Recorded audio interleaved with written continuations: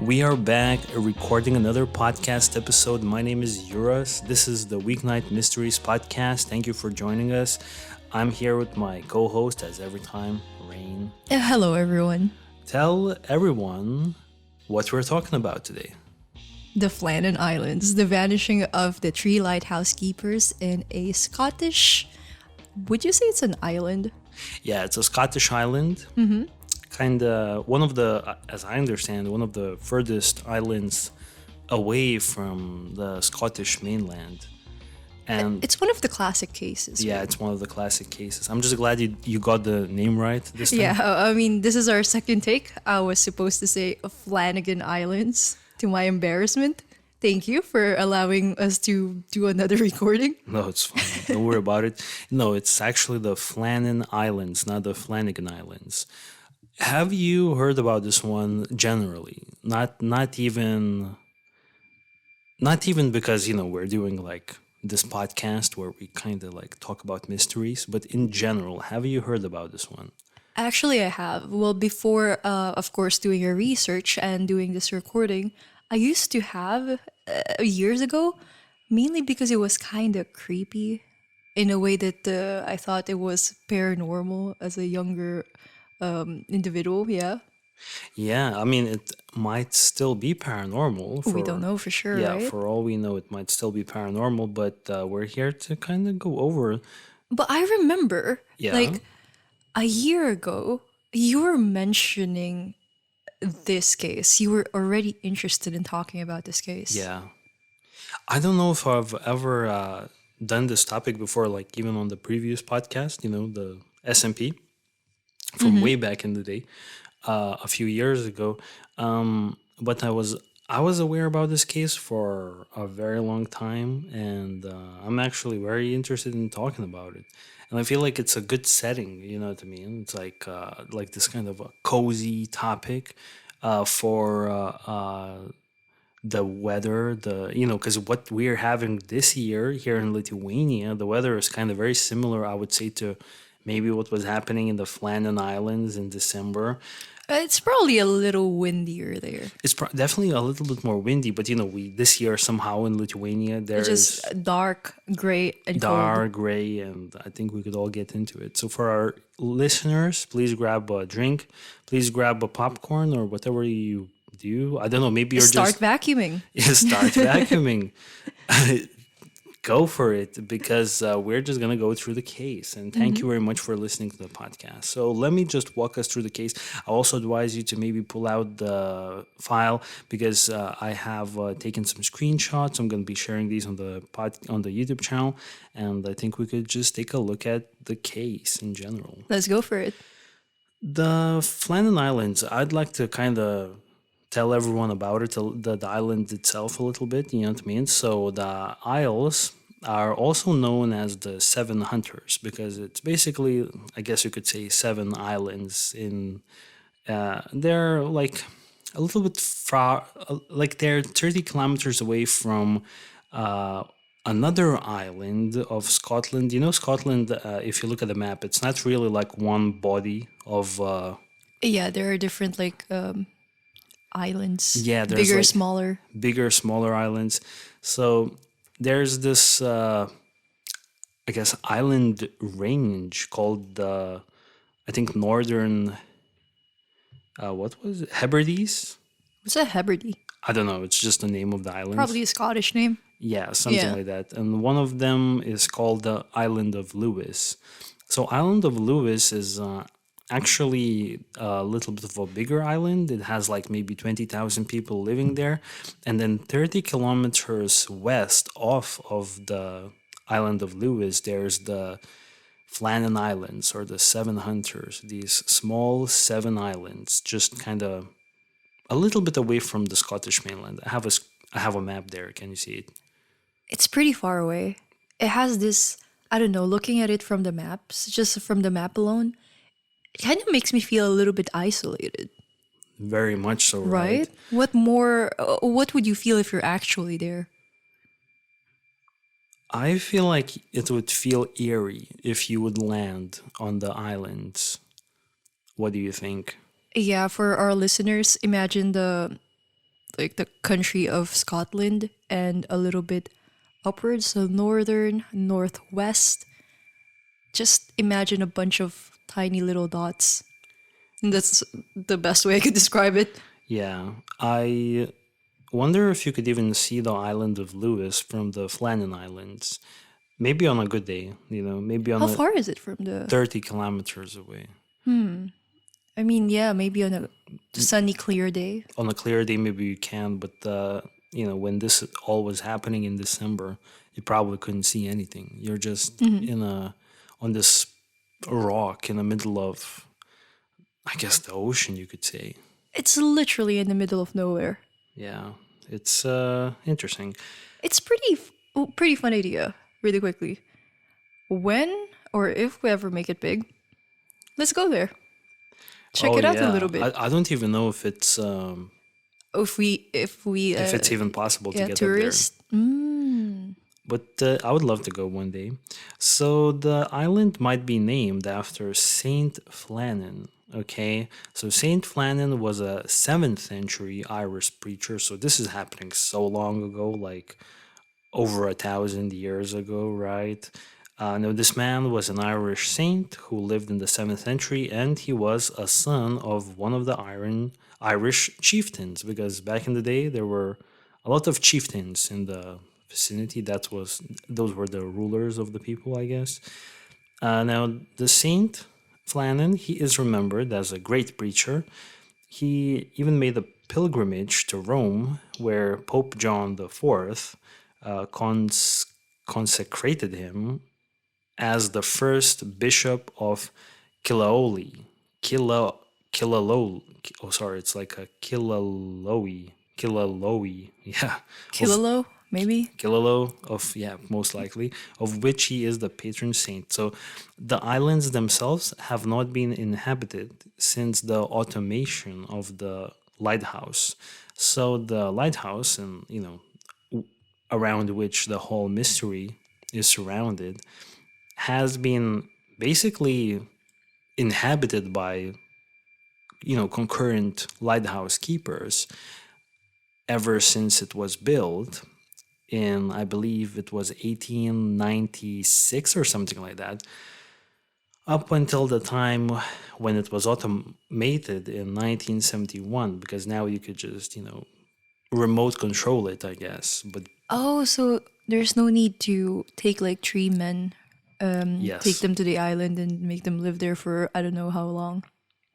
I think it would be a shift.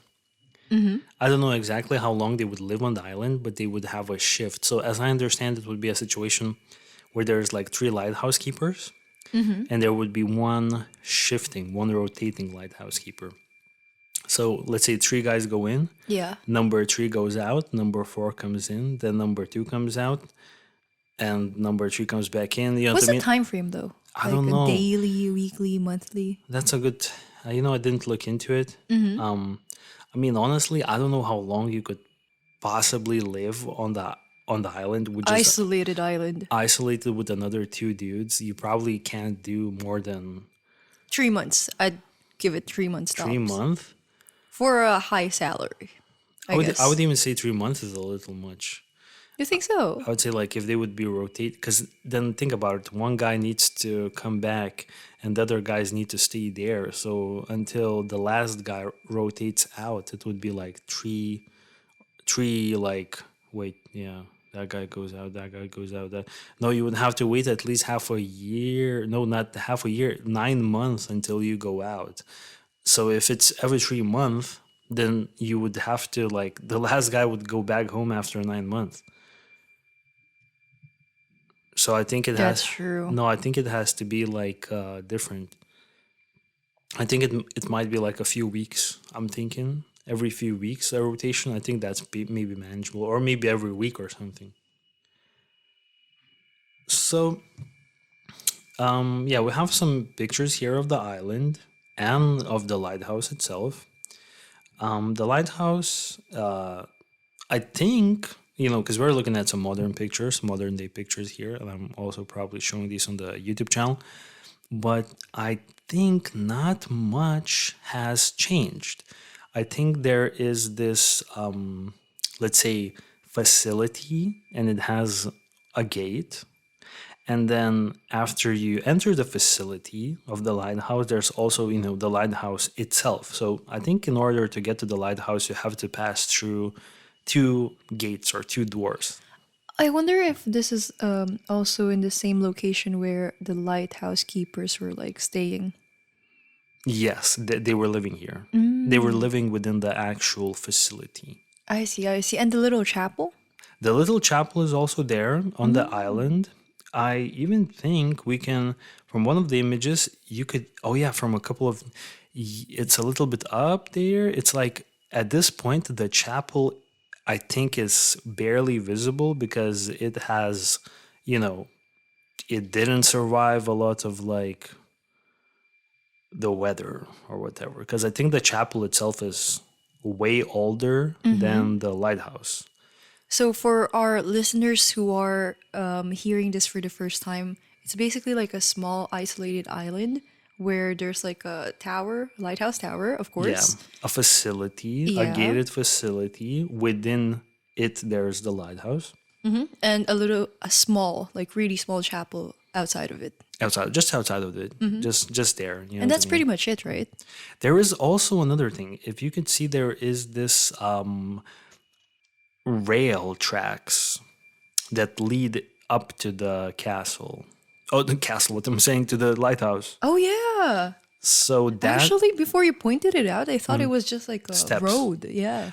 I think now it's more of a road. Back in the day, it was a rail because back in the day they would haul supplies up from the landing, from the from like the Docking. from the docking, Yeah.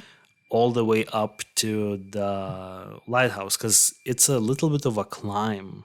So you kind of need to like have an easier way to carry supplies because these supplies were very heavy. Like we're talking about barrels, multiple barrels of paraffin that were needed to keep the light going.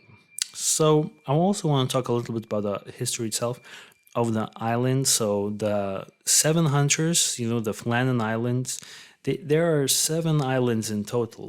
And I think there are no structures in any of those islands. I could be mistaken here. There might be some structures on one of the islands, but I think generally only the Aileen Moor, which is, I think, the biggest island, is relevant for us today because this is the island, Aileen Moor, one of the seven Flannan Islands, where the lighthouse is positioned. Yeah, once again, there's also a ruined chapel dedicated to Saint Flannan there. Who knows how long that one has been around? Yeah. And the lighthouse keepers, the other lighthouse keepers that were working for, the Scottish government at that time, they referred to this particular lighthouse as the dog kennel because of the small size. Well, the whole, I guess, island, they would refer to it as the dog kennel. And I think it wasn't a very popular location for lighthouse keepers to be stationed at. It was people weren't really excited to go there to do some work. I can imagine. It looks so barren. Like there's not a single tree Yes, and nothing to see. nothing to see. I know for you personally, you could probably you'd be really spooked out there. What if you're all alone?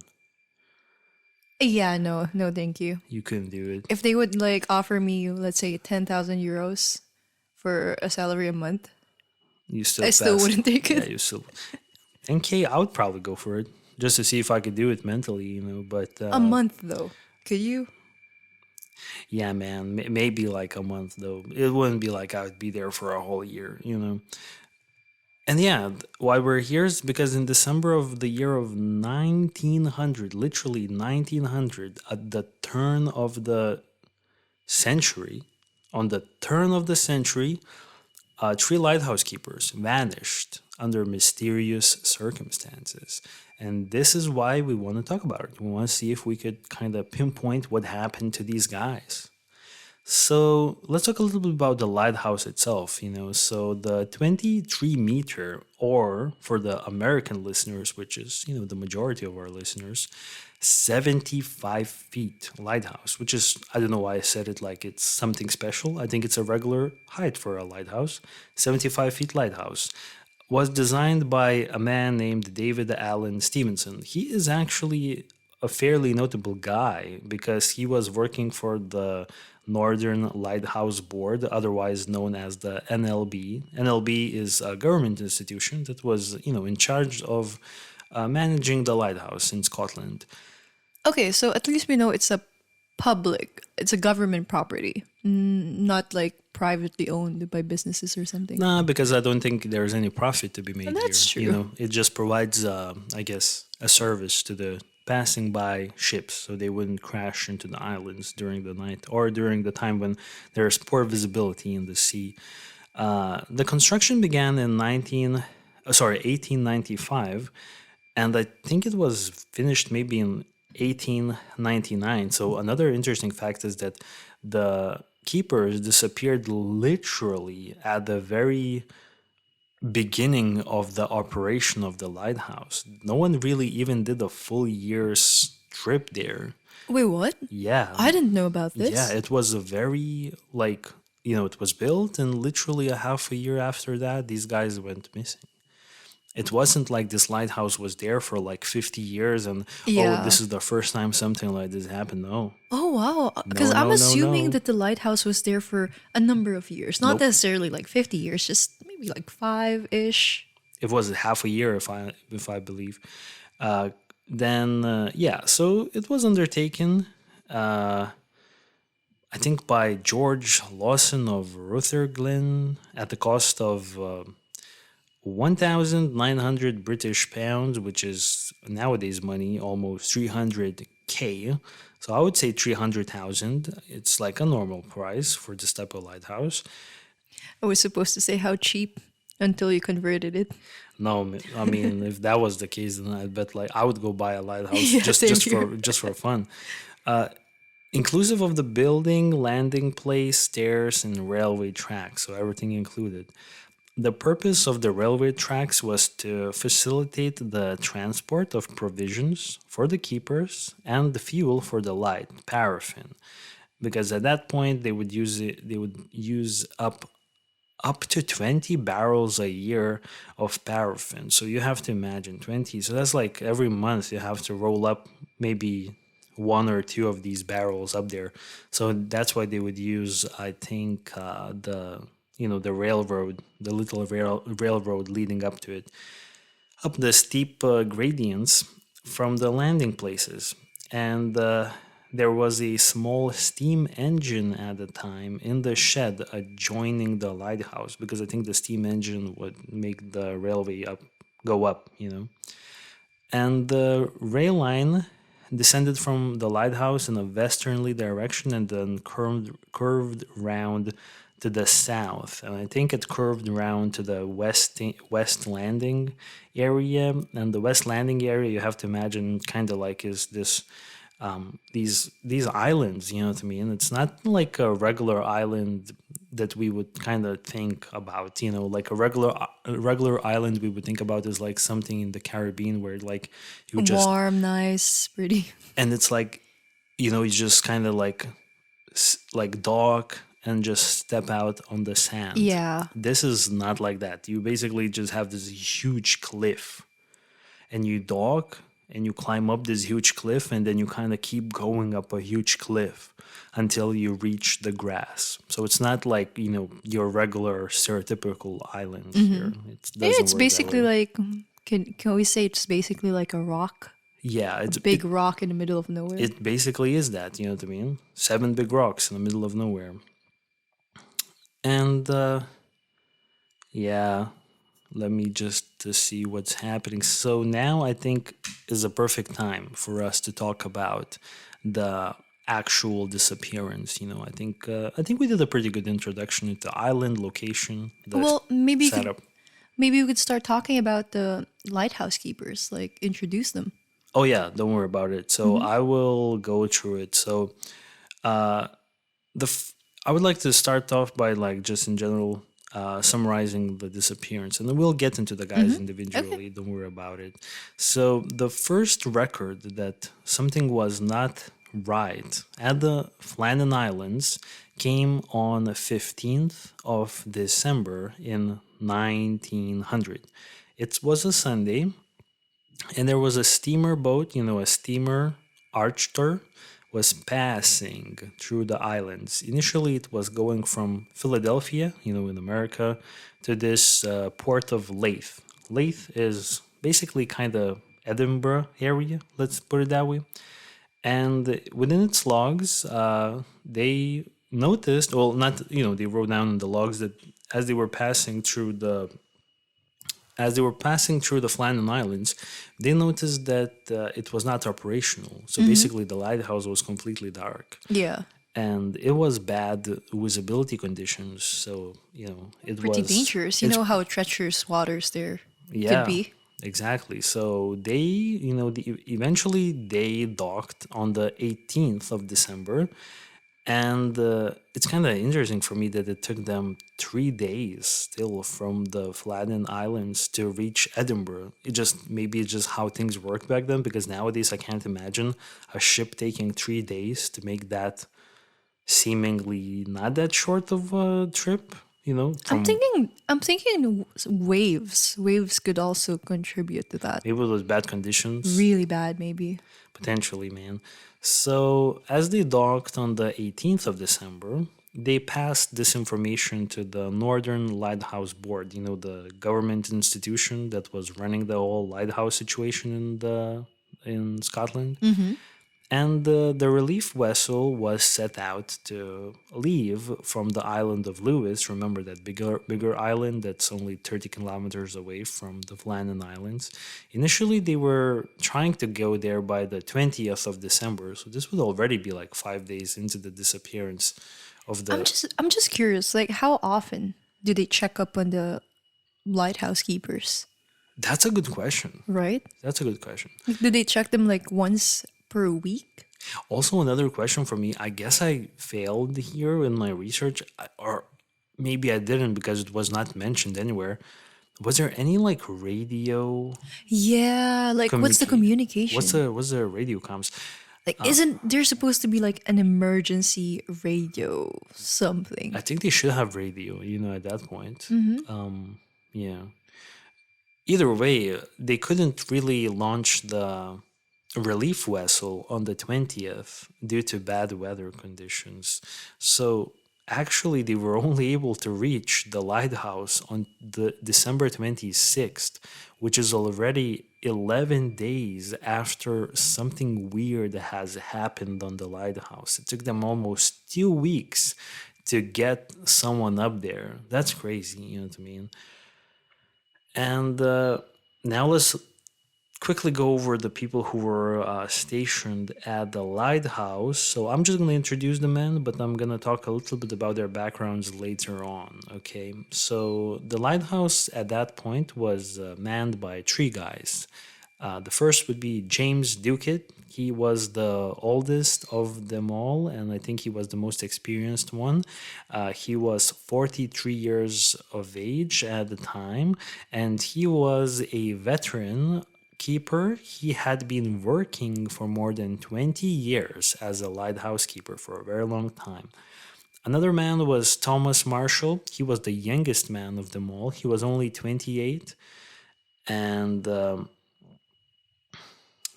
Thomas Marshall was the youngest one. And then we have Donald McArthur, who was another assisting one. And another assisting lighthouse keeper. He was 40, so he was also older, but I don't think there's a lot of information about him. There are some speculations about him. He could be a strange character in the case. We are going to be talking about it. I read that the youngest one, Thomas Marshall, Yeah. he was stepping in. There was supposed to be another guy that was supposed to go with him, but this guy got sick and couldn't make it. And so, Really? yeah, Thomas stepped in as a replacement for him. Ah, good, because I missed this one. I missed the detail about him. Okay, so Thomas wasn't even supposed to be there. Okay. Yeah. And there was another rotating fourth man who is, I guess, not really relevant for the case at the moment because he was not on the islands as the disappearances happened. So do you have any idea where this fourth guy was? I think Like he an was, island, Isle of Lewis? I would say so, Isle of Lewis. I mean, where else would he be? Because if Exactly, he right? has to make a regular location, regular shift, then where else would he be? Yeah, the closest isle, yeah. Probably the closest isle, all right. And yeah, James Ducat, the oldest guy, was, I have two screenshots of the guys here. And on one of them, I kind of messed up with connecting the names to the picture because honestly, if you go online, it seems like not everyone even knows like who's who in the write-ups online and the articles. But I think I was able to pinpoint the correct one. So actually, the very first one from because we're going to be showing this image online on the YouTube channel. The very first guy, he is actually not Thomas Marshall. He's actually James Ducat. So James Ducat, the guy with the most experience, I think he is the guy on the left, and he is the tallest guy.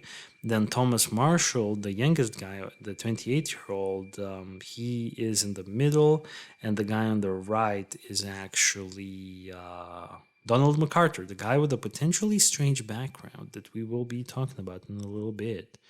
So these were the guys, and they vanished. So, when the relief vessel reached the island finally on the 26th, This is after 6 days, right? 11 days. Oh, 11 days. Because remember that the boat, Came in 6 days after. no, the boat that first saw that the lighthouse is not operational, they passed the lighthouse on the 15th. And then it took them another 11 days to get to the shore, Oh. to get to the island. And then how many days did it take for the authorities to go to that island for the relief operation? No. So they were already there 11 days. Okay. Because relief was already 11 days later. Relief was on the island on the I see. 26th. So 11 days in total. In total, in general, yeah. So when the crew arrived, and this was the boat named the Hesperus, was the relief vessel. And they first noticed a few strange things. So the flagpole had no flag. What does that mean? So if you would look at the pictures of the island of the lighthouse, there is actually a flagpole. I don't know if it's still there in the modern day pictures, but I think I've seen at least one old school picture, and you could see that there is a flagpole. I think it would have like the Scottish flag, and it was basically not in the flagpole. I could never really find an explanation for that. I mean, maybe for the ships to know that they entered the territory of Scotland. Oh, that's a very good point. Good point. I mean, I have no idea if that's correct or not. I'm just assuming things. But I would say that's probably why. I would say that's probably why. But it was not there. Interesting, right? Yeah, the light wasn't on and there wasn't any flag up there. Yeah. It's already really weird. Like someone's not working. No, but why would you do that? I'm thinking, is there any logical reason for you to do that? I mean, maybe you're doing some sort of, I don't know, like I'm immediately putting myself in the position of, do these lighthouse keepers potentially, could they be doing some shady stuff up there? And is it possible to do something shady that requires you to maybe like, like take down the flag and to kind of make it seem like it's no longer like, the Scottish, like the Scottish lands to like, I wouldn't say so. I wouldn't say so. It could be simply the weather conditions. Yeah, it could be too much. What if it was so windy that they thought the flag could have been torn off by the wind? And so instead of like risking it there, they just pulled it down. I could see that happening. I remember when I was younger, when I was still in school, It was a very like strict school, and whenever it started to rain, someone, a student in charge of the flagpole, would take the flag down and like keep it until the rain stops. Okay, see, I don't have these experiences. We didn't even have a flag like that, so that's interesting. Okay, but then that means you have a good, better experience. So basically, if the weather is bad, you want to take down the flag. I thought the flag could just be there indefinitely. Yeah, probably in this case, probably just the wind. I'm imagining like really strong winds, Okay, man. and maybe they only have like one Flag, flag. flag, yeah. Yeah. Okay, fair enough. None of the usual provision boxes had been left on the landing stage for restocking, so I think the process was that the keepers would leave those boxes and the relief vessel or whatever, the cargo vessel would come in there and they would restock them at the docking station. But they were left there. Oh, none of them were left there. So it means that none of the lighthouse keepers actively went to put them there. Well, I mean, something must have happened, right?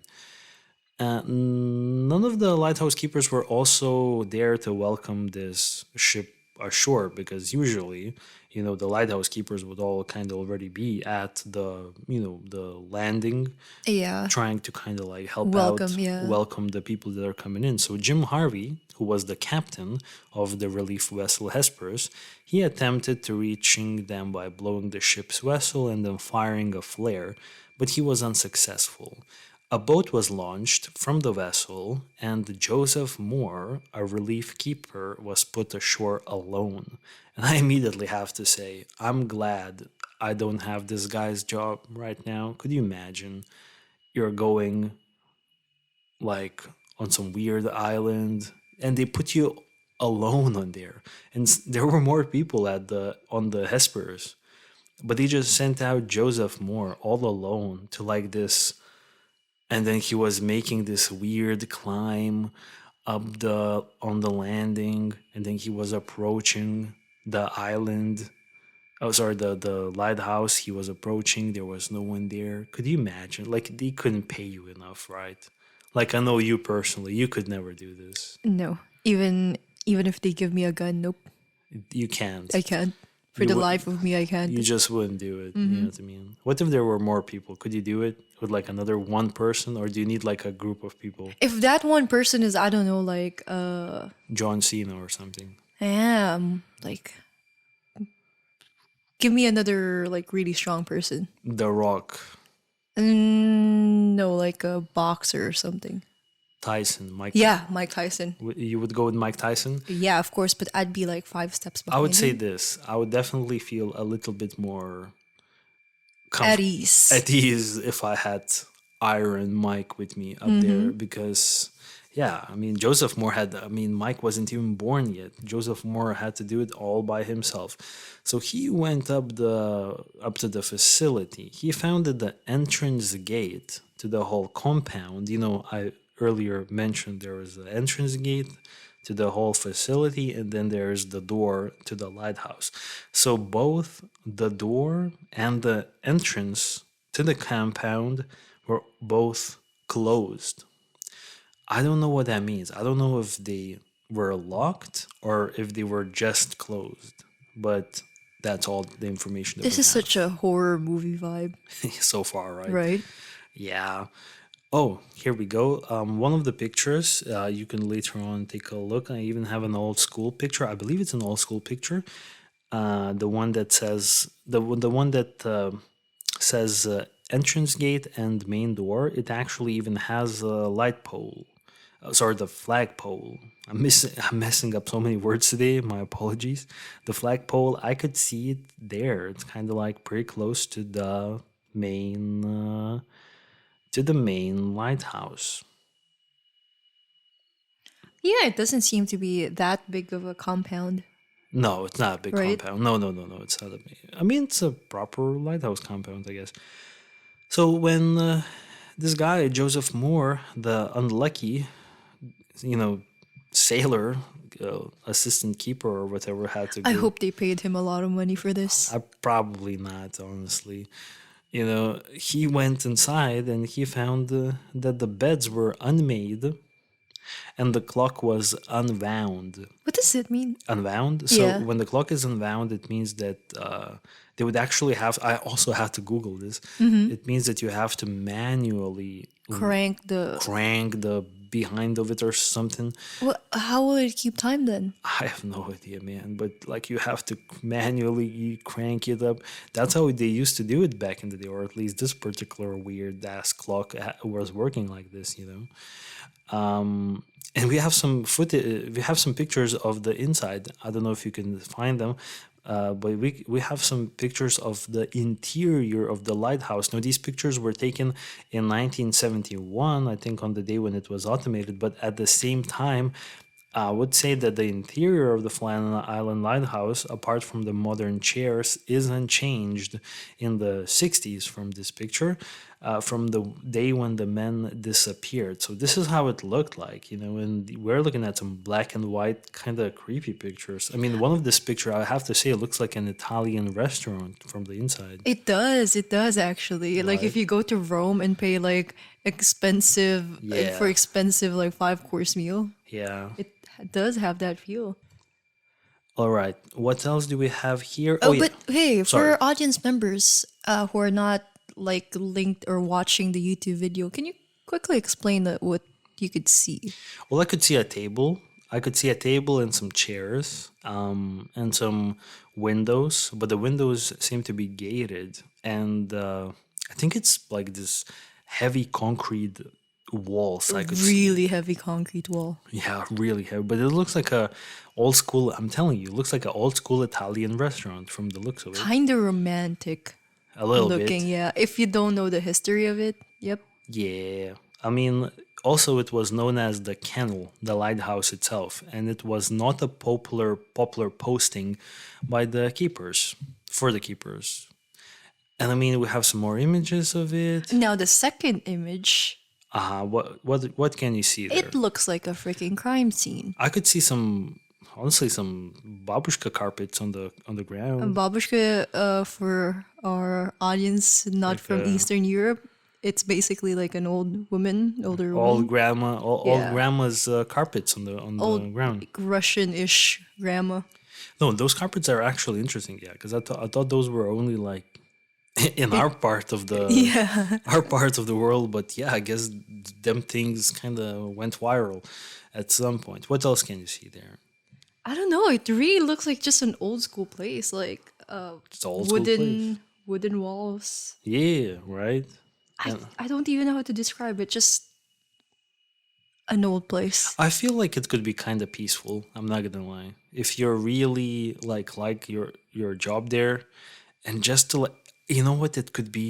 You know what I would pay for Airbnb? Airbnb. No way. Dude, I would do Airbnb there for like a few days. I mean, if this was in the middle of Rome, then yeah. No, I like the remoteness just for a few days, just to kind Few of days, like maybe an hour tops. just to get the vibes. I would do Airbnb.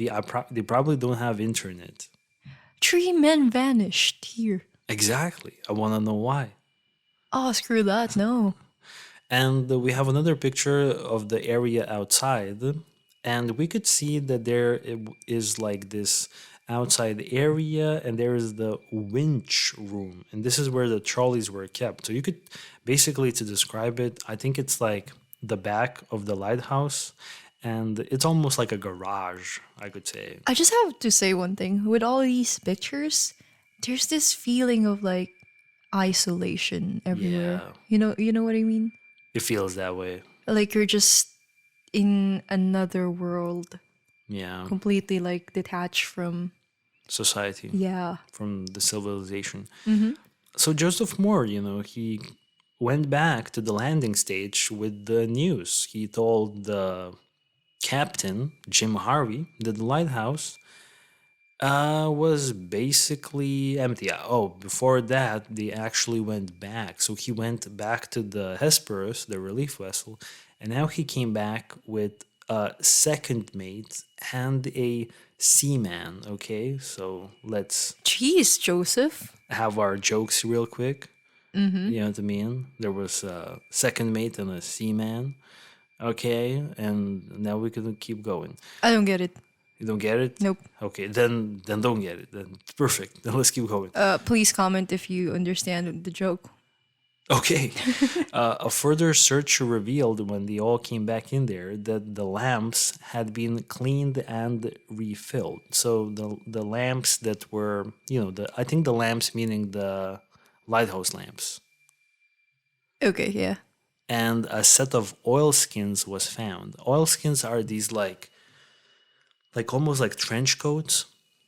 So a set of a trench coat. Is it kind of like a baby of a raincoat and I don't know, a gas mask or something? Yeah, like a heavy duty, like a really heavy duty Raincoat. but like a heavy duty raincoat. So one pair was left. So it's almost like, logically thinking, you immediately have to think two of the men at some point were outside with their oilskins on, and one of the men was without. And there were no traces of the other two oilskins. Like not even like a piece. No, so the men that vanished must have vanished with the oilskins on, at least two of them, and the other man vanished without them. And there were no signs of the keeper anywhere, neither inside the lighthouse or anywhere on the island. So the relief keeper, Joseph Moore, the man who was sent to investigate all alone. I don't know. At this point, I'm thinking he's even braver than Mike Tyson. I'd rather be with Joseph Moore exploring this island. He went in twice. Maybe he's scared though. Maybe, yeah. So him and the three volunteers, they were left on the island to attend the light, okay? And then Hesperus, the ship, actually returned to Lewis. Jim Harvey returned to the island of Lewis. And then he sent a telegram to the Northern Lighthouse Board on the 26th, on the same day when they arrived at the island. And he stated this, and this was like a little bit of a famous now quote, because I've read it so many times already. A dreadful accident has happened on the islands. The tree keepers, Ducat, Marshall, and the Occasional have disappeared from the island. The clocks were stopped, and other signs indicated that the accident must have happened about a week ago. Poor fellows, they must have been blown over the cliffs or drowned trying to secure a crane. So it seems like they already even have the preposition to what may have happened to the lighthouse keepers, Right, so on the island, the men that were left behind, Joseph Moore and his guys, they scoured every corner of the island. They were looking for clues to find the fate of the keepers, and they found out that everything was completely intact on the east landing, but the west landing, because I believe there were like two landings where ships could dock. The West Landing provided considerable evidence of damage caused by recent storms. Oh, wait. The West Landing was facing the sea, Yes. the ocean, and the East Landing was like on the facing Scotland, basically. I think so. Yeah, I think so, yeah. I think so. Interesting. So, part of the damage included a box which was at 33 meters above sea level, or 108 feet above sea level, and it had been broken, and its contents were strewn about. Iron railings were bent over. The iron railway by the path was wrenched out of its concrete, and a rock weighing more than a ton had been displaced. So, honestly, I have no idea what kind of storms they had there, but it must be something more violent than I've ever seen before. This is almost like from the sound of it, this sounds like a tornado. I mean, what kind of a wind could move a 1 ton rock? I mean, maybe it's also like the waves and the water power, but I mean, it must be an insane insanely strong situation happening there. I'm just reading the description. And I'm not surprised actually. okay. I've been in Southeast Asia once and experienced a hurricane. It was a really strong hurricane. Like, I believe they said it's something like signal number 4-ish, and it was enough to uproot trees. So a wind so strong it uprooted trees.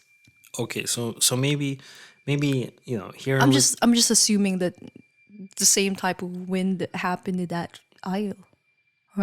Yeah. I bet we have like someone from Oklahoma listening to us. Oh yeah. And they're like, Oh, it's nothing. it's nothing, man. We've seen this before, but not here though. Here we don't have anybody. This is probably the most peaceful part of like The world. weather-wise. Weather-wise, yeah, it's like so still here and nothing happens. So for me, it sounds crazy, but yeah, maybe other people from other parts of the world they have those crazy winds, and it's probably nothing for them. Even probably in the UK or something, you probably have crazy wind. You might not have the snow, but you probably have the wind. Yeah, that's true. So maybe it's normal. Closer to the ocean. Yep. Exactly. On the top of a cliff at a more than 60 meter, which is 200 feet for American listeners, above sea level, turf had been ripped away as far as 100 meters. So turf, I believe, as in the grass, turf, like turf on the grass. The ones that they lay out? Yeah, I think. I don't know why they would lay out turf on the lighthouse island, but yeah. Beats me. But- I also don't have the But explanation for whatever this. that was, it was ripped out. So it probably was a strong wind. I mean, I'm a little more shocked about that rock. Yeah, that's true. So the NLB, they did their investigation. This is NLB. This is not. National Bureau of This Lighthouses. is not MLB. This is NLB, No, did I guess it correctly? National Lighthouse Board. I said National Bureau of Lighthouses. Yeah, Bureau. No, it's the National Lighthouse Board. Did their own investigation. NLB. In my head, it was like NBL. MLB, yeah, no mistake. MLB is baseball in America, but this is NLB. It would be pretty funny if the MLB did their investigation into the lighthouse. I don't know if MLB was even around back then, but It wouldn't make sense at all. it would make sense. So the NLB did their investigation, and it was conducted 3 days after Hesperus returned to the island of Lewis, which was the 29th of December. So wait, 13 days after? No, in total, it was 14 days after the disappearance. Or the sighting of that random boat? Exactly. Okay. Good. Seems like you already found out the dates here perfectly. So, superintendent that was responsible for the lighthouses, Robert Muirhead, he went there and he conducted his own investigation. Muirhead had actually recruited all three of the missing men, and he knew them personally. And we have another image of Muirhead himself. So remember that image where we see the three lighthouse keepers? That's actually not the full image. The full image also contains Robert Muirhead. Oh, for some reason, I thought this was the fourth guy. The guy in the Isle of Lewis, That would make sense. right? That would make sense. But nope, this is Muirhead. And you could tell from his outfit that he has A darker outfit. the darker outfit. Means he's like higher up in position, and he has the fedora, indicating that he's the team lead here. So That is so corporate. The way you describe it is so corporate. It's so obvious that you're working in a corporate setting. Team lead, really? but it's like kind of funny. It's just Yeah. it's just for me. It's just funny. It's like it's like the team lead back in the day. They have like a different, like a cooler jacket, while the other Cooler guys, hat. those guys are the specialists. That's like the manager. Anyways, so he knew the guys, right?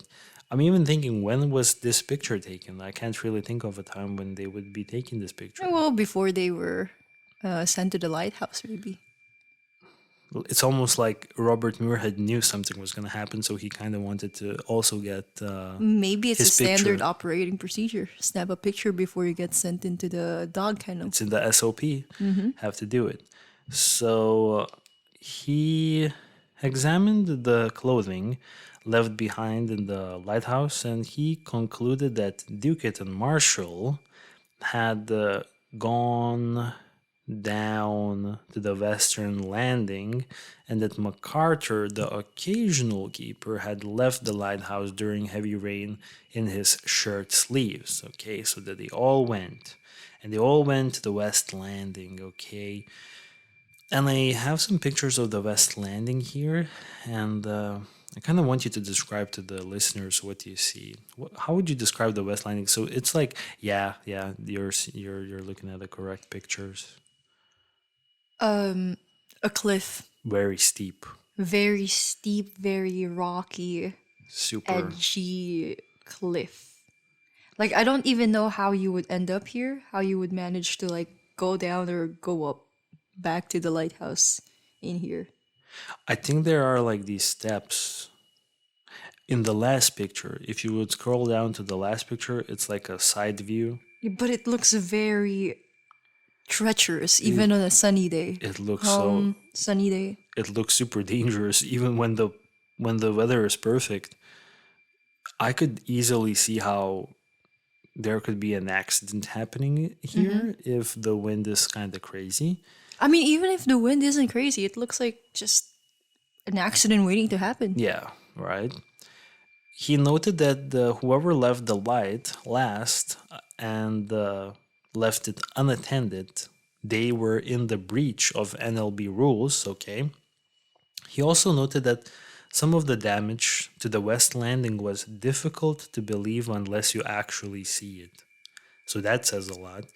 And he said that from the evidence which I was able to procure, I was satisfied that the men had been on duty up till dinner time on Saturday, the 15th of December, that they had gone down to secure a box in which the mooring ropes and landing ropes were kept, and which was secured in a crevice in the rock about 34 meters above sea level, or 110 feet, and that an extra large sea had rushed up the face of the rock, had gone above them, coming down with immense force, and swept them away completely. So, was he confirming that it was indeed an accident? That's how he. That's his determination. It doesn't mean that it was the case, per se. Whether this explanation brought any comfort to the family of the keepers is unknown. This development did, however, tarnish the lighthouse reputation for many years after the incident. Oh, wait, I'm curious now. After those three men vanished without a trace, did someone man the lighthouse afterwards? Yeah, I mean, immediately. It has to be manned all the time. Oh my gosh, that would have been crazy. Yeah, I'm actually thinking about it right now myself. Yeah, these three guys. Isolated island, just Okay. three men just vanished. Oh, but now it's your turn to man it. I think it was a different time. Well, people didn't have a choice, yeah. No, I think right now we've seen way too many horror movies.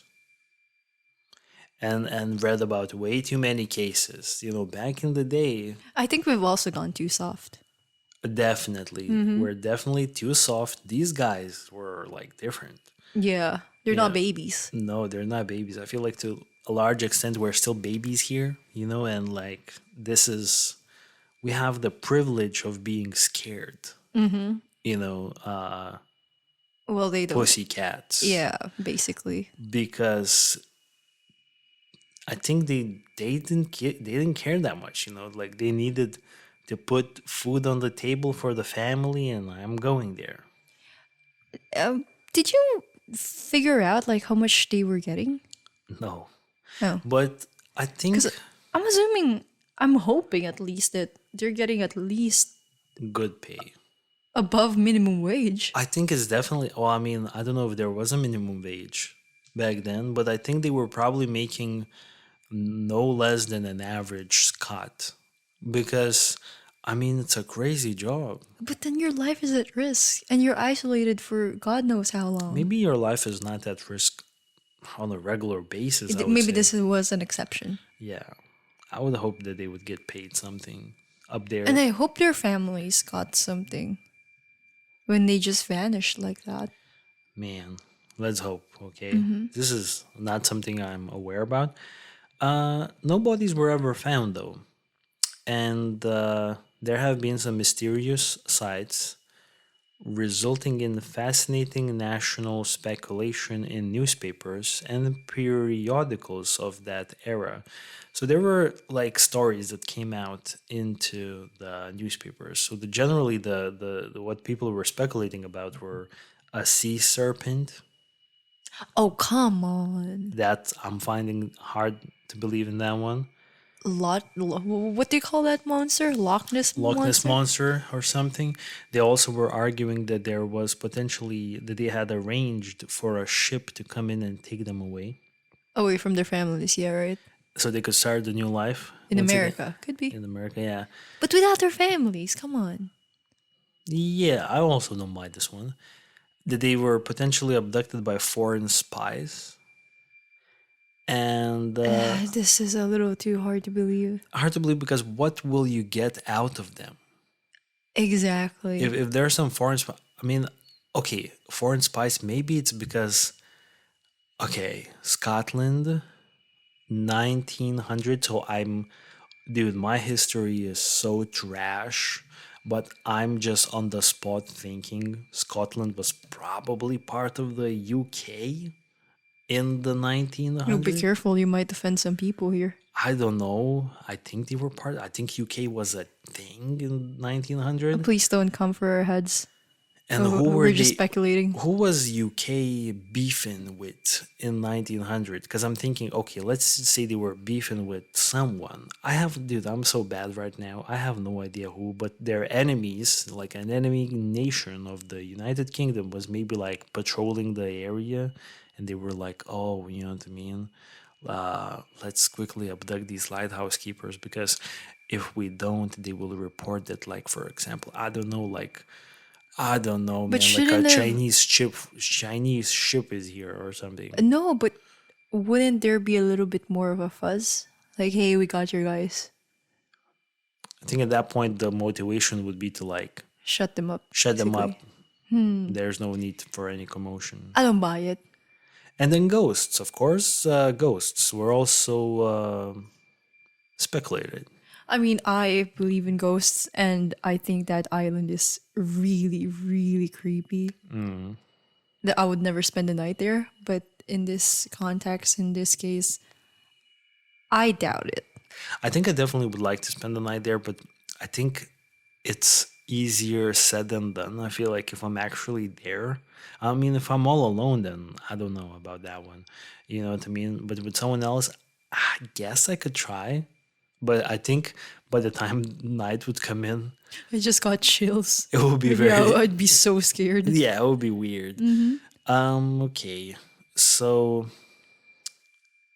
relief keeper Joseph Moore stated that the kitchen utensils were very clean when he found the house, which means that, But I read somewhere that they seem to be in the middle of dinner. which was a sign that it must be after dinner, sometime they left. Yeah, it could be. I'm just reading. I think this was on Wikipedia. I don't know. There was some article that stated that it seemed like they left mid dinner. I know what you're talking about because I also remember reading something like that. So honestly, I don't know now. Yeah, well, the information is kind of conflicting here, but let's just go with Dinner maybe time. after, like just around dinner time. Yeah, just around dinner time. Mid or after. Yeah. Because let's remember that the ship from Philadelphia that was passing through, it was passing through in the evening. So if it was dinner time, it literally means that the men disappeared shortly before the ship passed. I mean, But then, how can we the know that? light. Yeah, But sorry for interrupting. But then, how long was the light supposed to be out? that's what I was gonna ask. Like, what if they actually disappeared? Like, I don't know, maybe days before that, Days and they didn't before. get to do whatever they had to do to keep the light on. Like, do they have to like man the light like every like few hours? Don't they Maybe, have to like refill some stuff maybe, in there? maybe they do. Man, I wish I The knew this. paraffin, I guess. Yeah, I wish I knew. Obviously, I could have just asked ChatGPT, but I forgot about it. Sorry, Lucas. Later theories emerged, okay, over time. And now the main point of speculation, I know you took a look into it as well, the logs. The logs came out. I took a look into it, but the thing is, it's very confusing. The log situation, Yeah, it seems very manipulated. not real. Yes. Do you mind giving us a little I, bit more I information? yeah, I'll do it. So sometime after the disappearance, and you know this disappearance was in the media in Scotland for a very long time, even many years after the disappearance, it was still, a regular topic. Someone developed the existence of unusual logbook entries. Okay, so now there was the speculation that some unusual lighthouse logs were retrieved from the lighthouse, and they supposedly have Thomas Marshall, which would be the youngest of them all, on 12th of December, stating that severe winds, the likes of which I have never seen before in my 20 years, have come around the island. Now I don't know who's messing up here. Is it the publications or if it's Wikipedia, because there's no way Thomas Marshall could have said that, because Thomas Marshall was 28 He could have mentioned in his it in a life. way like 20 years of his like conscious life. I've Maybe never seen before in 20 years. Yeah, maybe. Actually, maybe it wasn't even his like career. career. Yeah, I could be like drunk also here. You know what I mean? Joking. He also is said to have reported that James Ducat had been very quiet and Donald MacArthur had been crying. Okay, which is strange. Oh no, I don't think so. No? I think what he meant by this, it could be that the wind is so strong and maybe they think they're about to die in that island. Yeah, so they're crying. So MacArthur was crying. Yeah. And MacArthur was a veteran And there was no way for them to communicate to the outside. because the radio doesn't work. The radio doesn't work. Was there even a radio in I the think first so. place? I think so. But I think it might not be working. So MacArthur was a veteran, okay, and he had a reputation for brawling. And it would be strange for him to be crying because he was a tough guy. He would apparently be having like these bar fights or something. And log entries on the 13th of December, allegedly, according to these, questionable log entries, 2 days before they vanished, were said to have stated that the storm was still raging and that all three men had been praying at that point. So they must be really scared for their lives. This was also puzzling, as all three men were experienced keepers who knew they were in a secure structure way above sea level and should have known that they were safe inside. Furthermore, there had been no reported storms in the area on the 12th, the 13th, or the 14th of December leading up to their disappearance, and the final log entry is said to be made on the 15th of December, on the same day when the other ship from Philadelphia passed the lighthouse, and the entry stated that the storms had ended and the sea is calm, God is overall, but they have never been found, the lighthouse keepers. And an investigation by Mike Dash, a reporter for the 14 Times, revealed that the logbooks were fictional later on. So, 14 Times is a modern day UK publication about like spooky stuff. I actually kind of like that magazine. I would like to read that magazine. It kind of seems super cool to me. And Mike Dash apparently is one of the people working there, and he basically, his evaluation was that these logbook entries are completely phony. Do you have any idea when what's the date when the entry "All is calm" was written down, 15th of December. and when did the random ship Also 15th. 15th? And do we have any I don't know information from the ship if it was actually calm, if the Mm, seas were calm? we only know it was poor visibility, but it could be just nighttime. Yeah, And there are no recorded storms in the area. interesting. What if it was actually calm, Yeah, but then they already vanished? very bizarre. So, subsequent researchers have taken into account the geography of the island and apparently the coastline of Ellen Moor, the island on which the lighthouse is positioned, is deeply indented with narrow gullies and the West Landing, which is situated in such a location, terminates in the cave, whatever that means. In high seas or storms, water would rush into those caves and then explode again with considerable force. It was entirely possible that MacArthur saw a series of large waves. Who's MacArthur again? MacArthur's that brawler guy, the tough guy, Like 40 the year 40, old, yeah. the occasional keeper. Apparently, it's possible that he had seen some large waves approaching the island, and knowing that the likely danger of his colleagues, he ran down to warn the two of them, only to be washed away in the violent swell. Now, why we think that MacArthur may have ran, not the other guys ran, because MacArthur's oilskins were left behind, so it almost seems like he would rush really quickly, you know what I mean? But this was after dinner. Would he really be still doing some work after dinner? Yes. They would. It feels like being there meant that you agreed to a 24-hour 24-hour shift. shift, yeah. Yeah, maybe they would still be doing something after dinner there. Recent research by James Love discovered, I don't know who this James Love is actually, but he discovered that Marshall, the 28-year-old, was previously fined 5 shillings when his equipment was washed away during a huge gale. It is likely that in seeking to avoid another fine, that he and Ducat tried to secure their equipment during a storm and were swept away as a result. Wait. So if something breaks in that lighthouse, then they would have to pay for it? Yeah. Well, or at least your own personal equipment. Because, I mean, maybe these things are preventable. Maybe you could prevent your own personal stuff from getting damaged. Obviously, if a storm breaks the railings or something, I mean, are we sure though?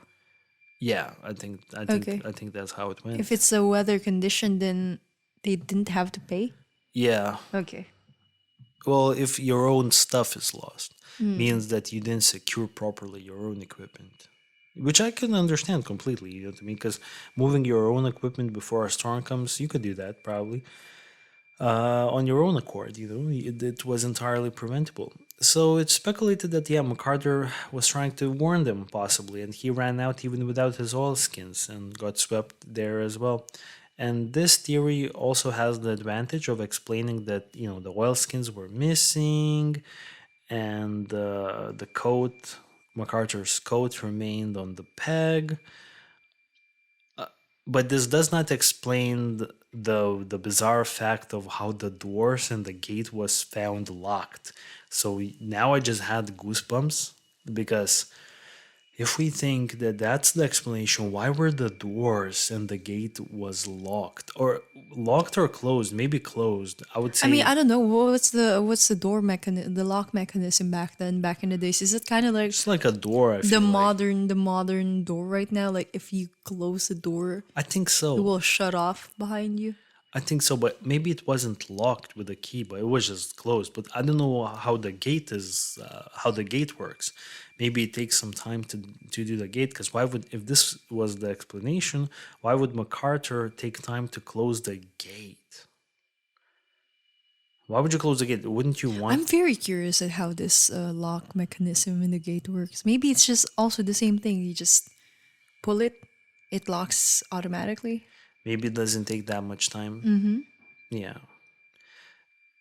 Another theory is based on the first-hand experiences of Walter Adelbert, who was a keeper on the Flannan Islands from 53 to 57. So this is like a half a century after. And he believed that one man may have been washed into the sea, but then his companions who were trying to rescue him were washed away by more rogue waves. Okay, so this comes from a guy who's been there. So I mean, we have to take his word for it. I mean, this guy legit worked there. I thought of it as the other way around. I thought of it in a way that it seems like there are huge waves and the weather was really terrible. And the waves were strong enough that it created damage on the western part. And then these two lightkeepers, I can't remember the names, the older ones, Ducat and Marshall. Ducat and Marshall. Well, Marshall's younger, but these are the guys whose oilskins were not there. Yeah. And they went out with their gear to check out like what was happening, if they could somehow fix whatever is broken. And then maybe they asked Thomas to stay behind. Marshall. It's Thomas Marshall, right? No, Marshall. MacArthur. Thomas MacArthur. Yeah, MacArthur. Yeah. No, not Thomas MacArthur. Oh my gosh, we're Let's confusing the okay, names. look, Marshall and the Ducat went down. Okay. MacArthur was left behind. Thomas MacArthur. Not Thomas MacArthur, this is Thomas Marshall. This guy Oh is... wait, who's the youngest one? Thomas MacArthur is the youngest one. Yeah, so I was talking about Thomas, the youngest one. There's Donald MacArthur, James Ducat, and Thomas Marshall. Okay, so James and Donald. I'm so sorry. I remember them The better with oldest the first ones, name. okay? Yeah. Okay. In my head, it seems like they wore their oilskins to figure out what was wrong on the western side. And then maybe they asked Thomas to stay put and, I don't know, man the whole place. But something must have happened. Something terrible that Thomas had to run out without his oilskin. The only problem here is that it was MacArthur who ran out without the oilskins. Who's MacArthur? Donald MacArthur. Okay. Don't worry about it. It's confusing. I think you're generally we all know what you're talking about. Like two guys with the oilskins went there, and one guy was behind. Yeah. Yeah. That's my thought. I don't know. Like I remember their first names. I barely could remember their last names. No, and I it's- feel like we're addressing them in like different manner. No, but I think the idea is the same. You believe that two guys with oilskins went Yeah. down there to kind of look. Then you think that they got washed away. Potentially, or they were in danger, and the other one ran out without Ran one out. to help out. The only thing about it is that those doors, like the. Oh come on! How? I mean, if it's like if you have to lock it with a key, then yeah, I would understand. But what if it's just one of those like, Just kind of flip it. or like just pull it? Okay, it will yeah. lock. I But the thing is, we have to figure it out. Or if the wind is so strong, maybe there's a chance that the wind kind of slammed it shut, Potentially, yeah. right? Maybe the wind could slam it shut also. So I think there's possibilities here. That's a good thought. I think, you know what you're saying is the most commonly agreed upon line of thinking. This is the most it's conspiratorial explanation. Yeah, because I mean that would explain the damage on the western side of it, and the Yeah. oilskins, and the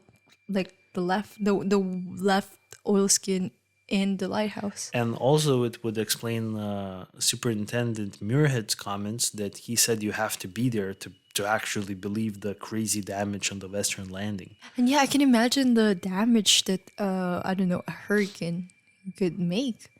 I mean, only you can here because I have never seen it, but you think it's crazy, right? It's insanity. It is insanity. Right. Yeah, when I was in Southeast Asia, we were scared that the mango tree in front of our place was about to get uprooted or like Damn. pushed down.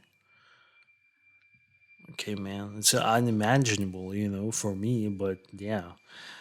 Well, that's interesting. And then the last thing, the last kind of wrench in the whole theory is that there was further proposal based on the psychology of the keepers that allegedly MacArthur, the 40-year-old, the one in the middle age-wise, he was actually a volatile character.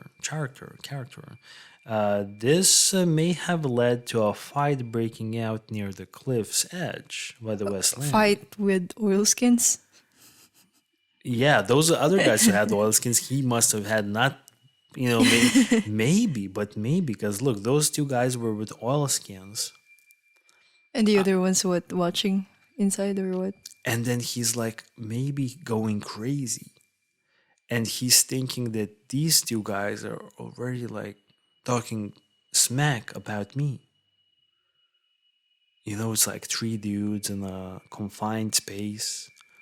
But why is everything so neat though?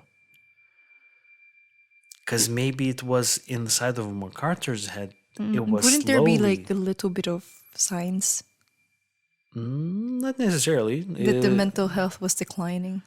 There could be, or there could not, And maybe he just snapped because he was a violent guy. I mean, putting a violent dude on the island with another two dudes to do something super responsible, it's kind of strange. But apparently, this MacArthur allegedly had a bad reputation, a bad rep. And yeah, so real quickly, before we kind of. Yeah, okay. Wait, 1 second. Enough reading. Let us know what you think. What I think? Any theories, like personal opinions.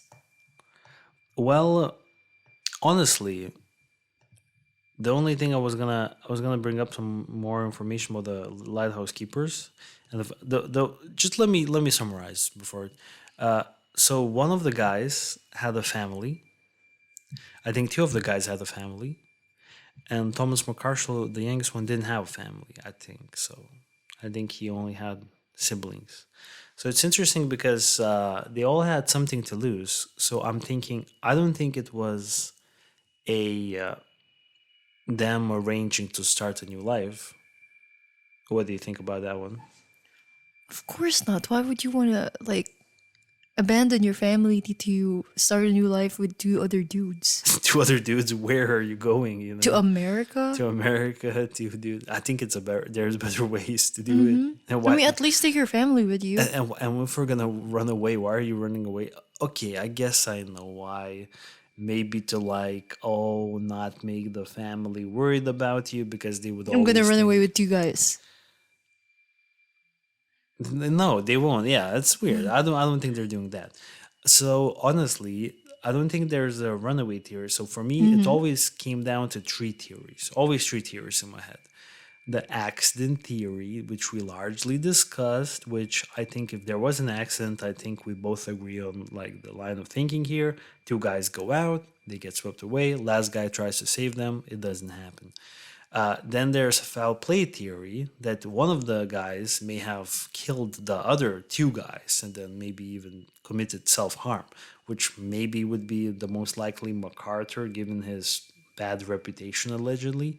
And then the last theory, the last one I had, was that maybe someone visited the island, just like The Vanishing in 2018, the movie we've seen recently. You remember the movie? Yeah. I mean, I feel like if someone visited the island and maybe abducted them, Yeah. well, yeah, actually, maybe they could have been abducted, but I was thinking there should have been more signs that they were. Yeah, That everything I was agree. so neat, unless that person, that visitor, cleaned everything. Exactly. And I was actually trying to find out really quickly what kind of ships would be passing by that island at this point in time. And there would be potentially, there is a chance. Pirates? No, piracy was already completely gone by that time in Europe by the 1900s. But there is a chance that there was some illegal activity happening, potentially like some smuggling happening. But also, it's kind of strange place to do it. And if someone was like, had a wreck or something like that, there would be debris found. So nothing was found there. So honestly, to kind of finish off the podcast, I'm concluding that I think it was an accident. I think there's entirely possible that it could have been foul play by one of the guys, but I think the evidence suggests to me that it was an accident. And I think it really was just the stereotypical, not stereotypical, but the widely accepted explanation. I kind of subscribe to it, that two guys were out there. The other guy saw something happening. Two guys get swept away. The other guy goes there to help. He gets swept away as well. I think it's as simple as that. Yeah, I think so too. Actually, before we started doing this research, and we kind of vaguely knew about this whole case, about this Yeah. whole story, I first thought that there could be a possibility, or maybe there was a possibility, that this guy, the unstable one, MacArthur, actually went ballistic. Yeah. And I still think disposed I think there might be a chance. I'm just not leaning towards it. disposed the two men, two who men. went back, did his regular thing, maybe even cooked, ate dinner. I mean, it's worth mentioning that we have seen the movie The Vanishing 2018 based on this story, and I mean, spoiler alert, it goes that one of the guys kills another guy, then commits self-harm, and the other guy just, it's never explained what happens Wait, to the no. last guy. Oh yeah, that's true. Apparently there were visitors, there was a gold chest, blah blah blah. You know, it's a good movie, but I don't think it went that way.